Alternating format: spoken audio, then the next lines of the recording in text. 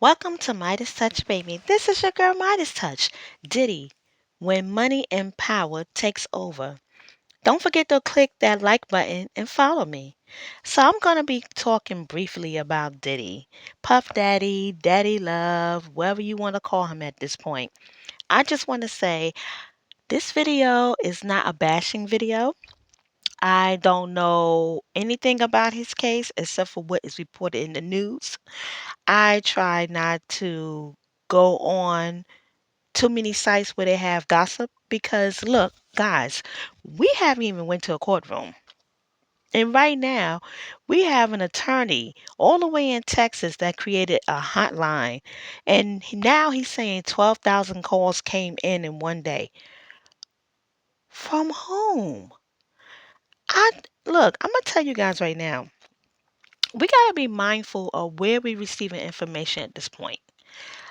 Because it's mighty funny to me how everybody onto the internet got so much information.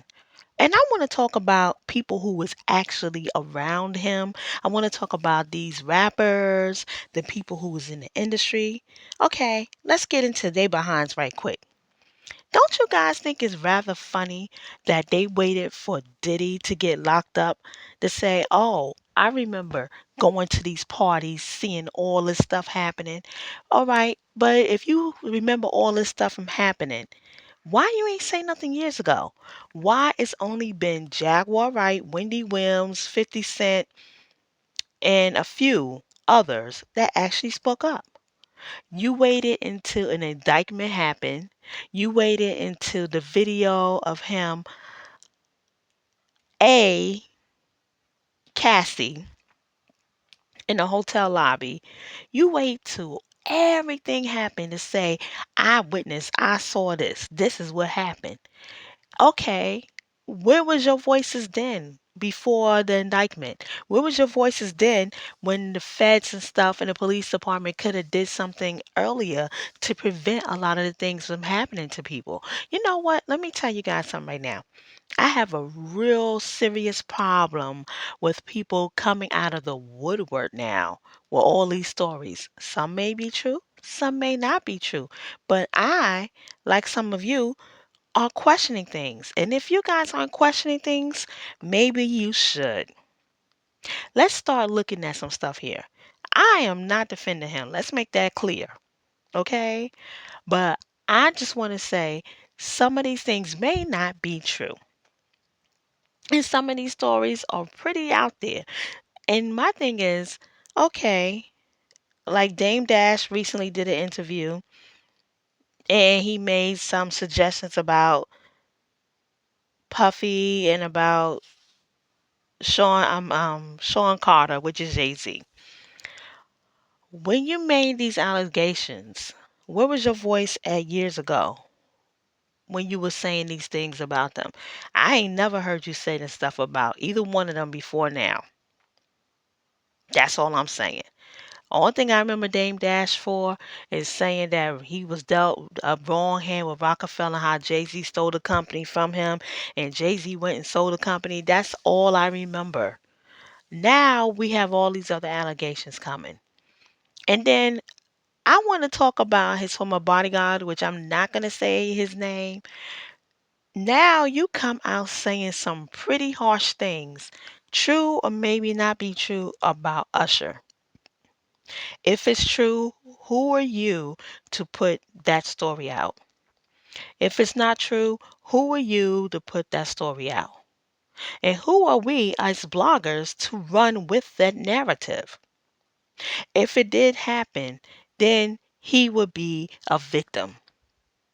And victims should not have to be going through this and reliving their trauma in the media. That's where I have an issue with. Then you have things like TMZ who went to Tubi and created a whole darn show called The Downfall of Diddy. Harvey, were you waiting for him? Were you waiting for this to happen? And let me tell you guys something. I have a lot of questions and I'm doing my damnness to wait for a trial. Because you know what? I'm not saying he's innocent. I'm making that very clear, and I want you all to hear it, so don't come out here and bash me. I just want facts at this point. I want us to see facts. I want us to hear about a trial. I want us to know what really happened, because you know what? I think it's funny how is it that the public knows so much information and nothing been released by the FBI? There haven't been a case yet. And it's going to be very hard for them to find jurors at this point, especially when you guys keep running your mouths with half truths and half lies. Now, some of you coming out and saying him and Mary J. Blige had a relationship. I ain't never heard that before.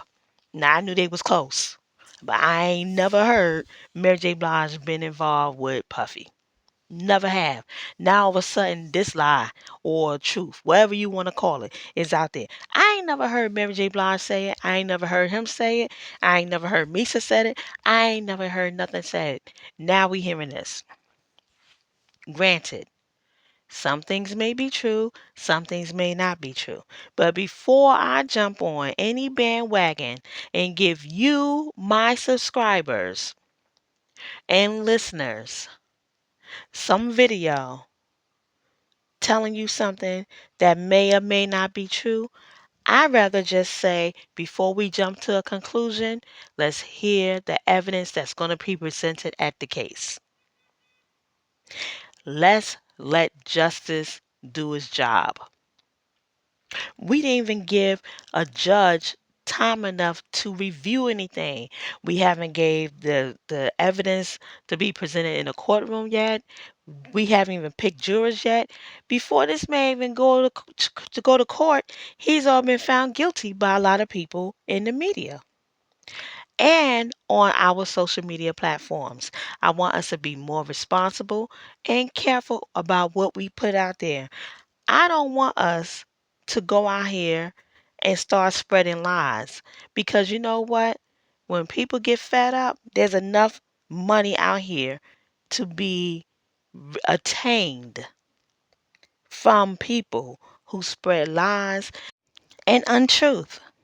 I want us to be more responsible in what we're putting out there on social media and what we are repeating. Don't forget, there is a trial that has to take place and evidence must be presented. And who knows, maybe one of us might be the lucky juror.